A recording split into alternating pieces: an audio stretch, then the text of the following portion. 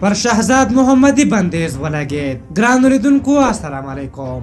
د افغانستان کرکټ بورډ د ډیسپلین یا انضباط کمیټې په رسمي ډول د ملي لوبډلې لوبغاړي محمد شهزاد په اړه خپله وروستۍ پریکړه اعلان کړه او د یو کال لپاره د نوموړي قرارداد پای ته ورساوه چې نوموړی د یادې مودې لپاره په هیڅ ډول رسمي کورنۍ او نړیواله لوبه کې ګډون نشي کولی او هر ډول امتیازات او معاشات به پرې بند وي. محمد شهزاد چې له دې وړاندې څو ځلې د افغانستان کرکټ بورډ له قوانینو او اصولو سرغړونه کړې، په همدې بنسټ نن د کرکټ بورډ د ډیسپلین کمیټې پریکړه وکړه چې له امله به نوموړی په هیڅ ډول لوبو کې ګډون ونه شي کړی. څو ورځې وړاندې محمد شهزاد په پاکستان کې د پیښور په یوې کرکټ اکاډمۍ کې په غیر قانوني بڼه د افغان کرکټ بورډ له رسمي اجازې پرته د تمریناتو په حال کې لیدل شوی و. د شهزاد محمدي دغې کړنې سخت غبرګونونه راپارولي وو او ګڼ شمېر افغانانو د دغې موضوع د څېړنې غوښتنه هم کړې وه. افغان کرکټ بورډ له دې پرېکړې څو ورځې مخکې ویلي وو چې شهزاد محمدي له دې وړاندې هم دې ته ورته سرغړونې کړې وې چې د ادارې د ډیسپلین یا انضباطي کمیټې له لوري ترې د پوښتنو او کرېږونې غوښتنه شوې، خو نوموړی ورته حاضر شوی نه دی.